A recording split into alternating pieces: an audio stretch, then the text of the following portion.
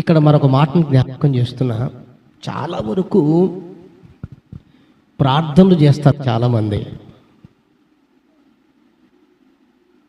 గంటల తరబడి కూడా చేసే వాళ్ళు కూడా లేకపోతే, మరికొంత 3 ముక్కలు చేసేవారు కూడా లేకపోతే, సరే ఏది ఎట్లా చేసిన ప్రార్థన చేస్తారు, వెంటనే దులుపుకొని వెళ్ళిపోతారు.